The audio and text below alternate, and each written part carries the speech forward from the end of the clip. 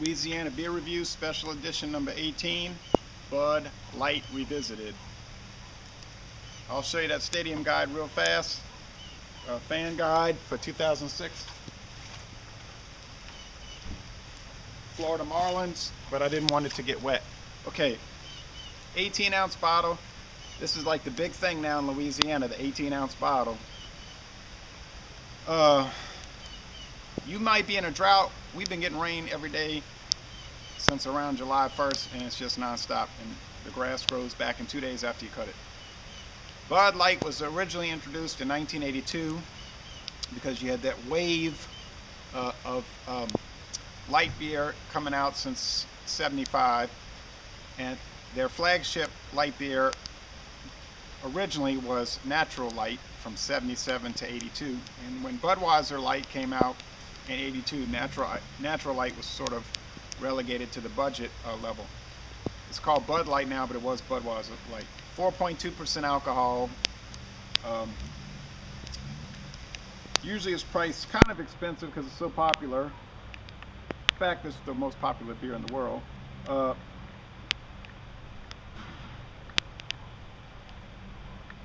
110 calories, so it's not the lightest beer in the world. Alright, let's see what it's like. Oh, now it's wet. It's not coming. Come on. Okay. Fingers were slipping on the bottle.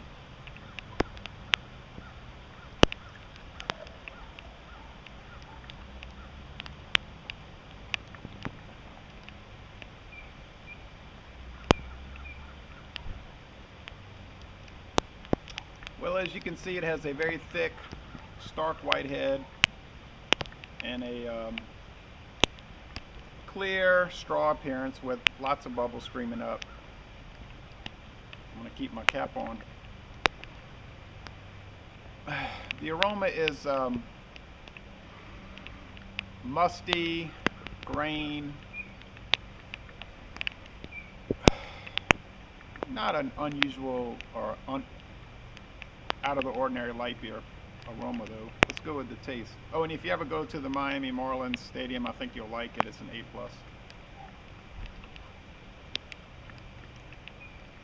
I've been there twice. Okay. Bud Light, you get a sweet grain flavor.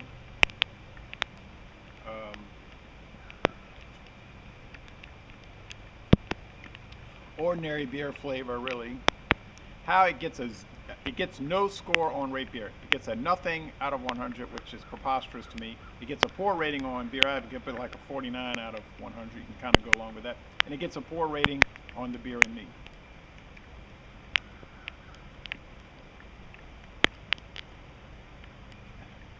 Sweet, very light malt.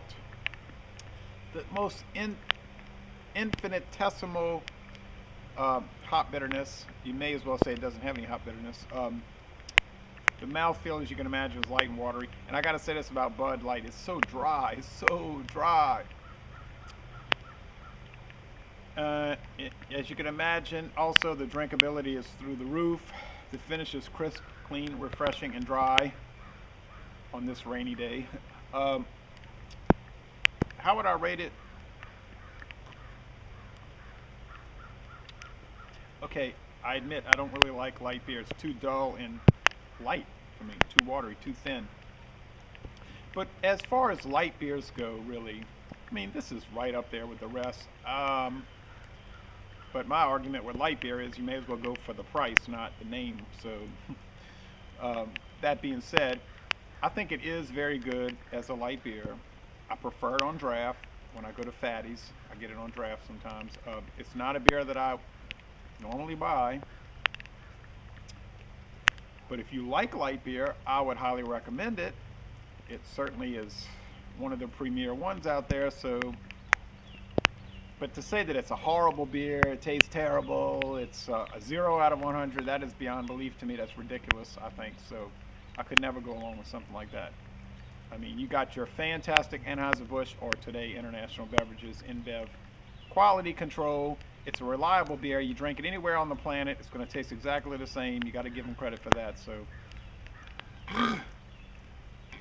and it's very carbonated. So I'm going to say Laissez Le Bon Temps Roulé. This is a pretty good beer. I mean, it is a B plus, and you got to take into account what it is. So if you like rain, come on down to Louisiana.